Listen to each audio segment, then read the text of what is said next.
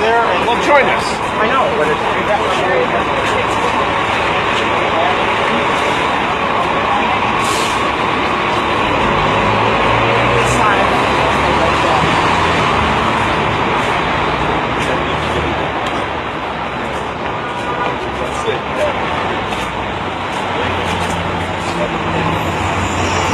Oh, there's Bobby's twin brother. People are leaving because they don't know what's up, man.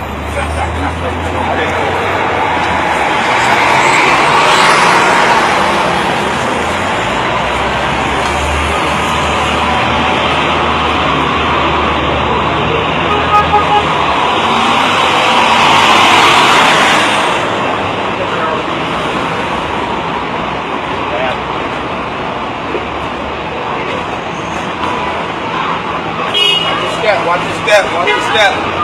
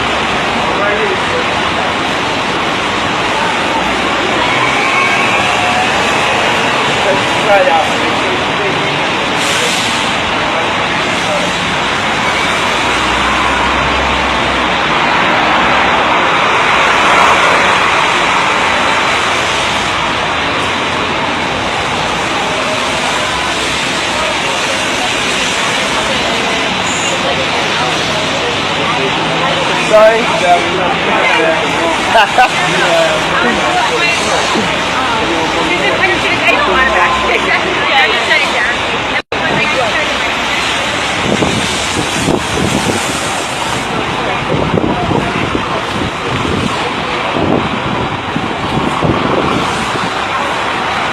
Sorry.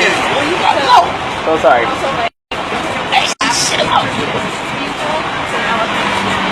You alright though? Oh, watch the pole! Oh, thank you. That would have been really bad. I probably should wait until we stop to do this. Beware of solid, not moving objects. Right.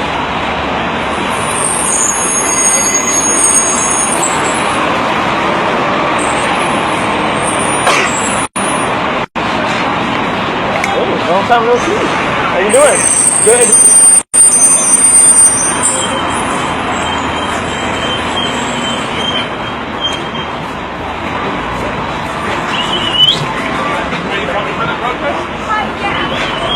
Great. Stop here.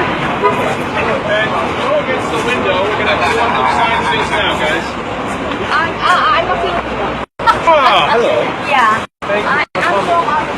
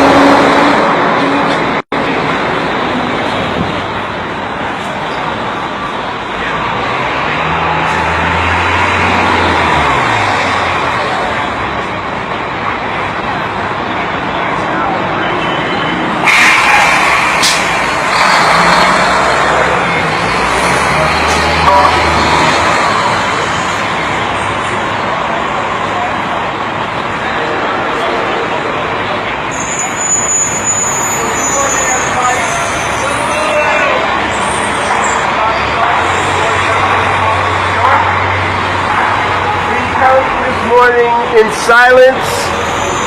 We come in peace. We come in recognition of a somber event happening in the Philippine Islands.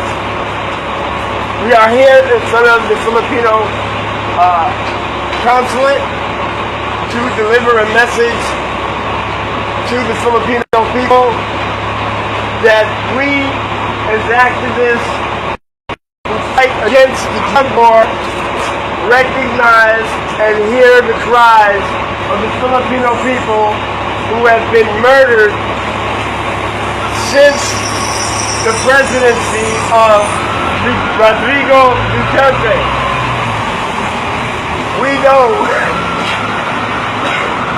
that since he has been in office, which is all of 45 to 50 days, he has murdered over 1,000 people who have been either accused of using or selling drugs. That ain't right! We know that all of these citizens were taken from the earth without due process. There were no arrests, there were no trials, there were no verdicts. They were given a condemnment and an execution in one spot. And it took a bullet from the local police department to make the message clear that the drug war is alive and well in the Philippines. We are here today to put the world on notice that we cannot allow a dictator to come and take war into his own hands and commit it on his own people. So we have a number of speakers here today to read the names of those who are in murder and their own citizens here to speak on our behalf. First, I'd like to start out with my fellow board member, Mr. Hiawatha Collins, who would like to say a few words. My name is Hiawatha Collins, and I'm a board member of Vote for New York. The drug war has been in the United States for over 40 years. 40 years it has not accomplished anything. Nothing. But death, oppression of people. In the Philippines, this drug war is alive and well today, just as it is here in the United States. But the number, ladies and gentlemen, is not 1,000. It's close to 1,800 people in 50 days. That ain't right. That ain't right. 1,800 people have been senselessly murdered, not only by the police, but by people in their own community. That's right. Just because they have been accused, not found guilty, but accused of being a drug user or someone who sold drugs. So if I have a vendetta, or I just don't like my neighbor, I can get away with murdering them by simply saying they sold drugs or they're a drug user. There's no due process of the law.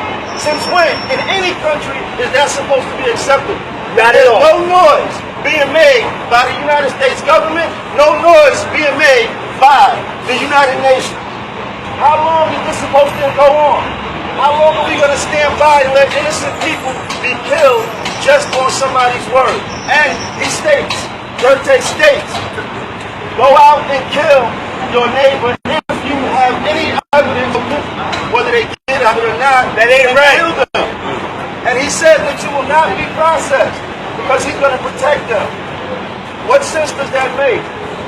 We have been more demoralized, marginalized for far too long, not just in the United States, but all across the world. The Philippines right now is showing an example of how people who are being judged, convicted, and tried, and actually not even none of that, just simply murdered because of choices they made in their life.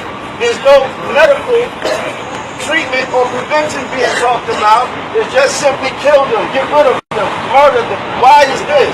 It's because they're undesirable in the community, and who's determines who's desirable or not? That's right. When it comes to human rights, how is this being acceptable? And human rights, it means it doesn't matter the color of your skin or where you come from. You have a right to simple things, housing, food, and shelter. And people, by simply making choices in their life, are being murdered. What are we going to do about it? We're coming out today and making it known that we can no longer support this and equality. We'd like for our government, the United Nations, and the Philippines to make some noise and stop this process and this unnecessary murder that's going on of innocent people. Thank you very much. No more! No more! No more! No more! No more! No more! No more! No more! No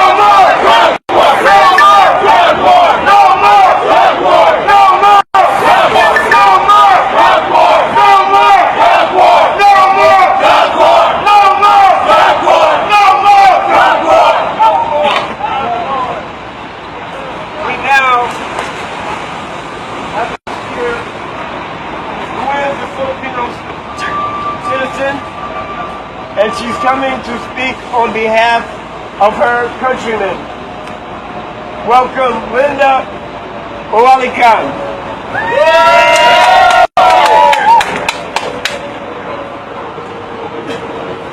Good morning to all of you. Good morning. My name is Linda Oalican.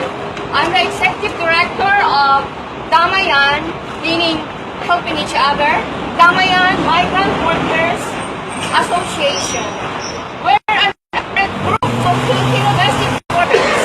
Migrant workers who are forced to leave our country because there are no jobs at home and there's widespread poverty. Poverty, that is the main cause of why there's a lot of poor Filipinos who have turned to drugs because they're so hopeless and they don't know what to do.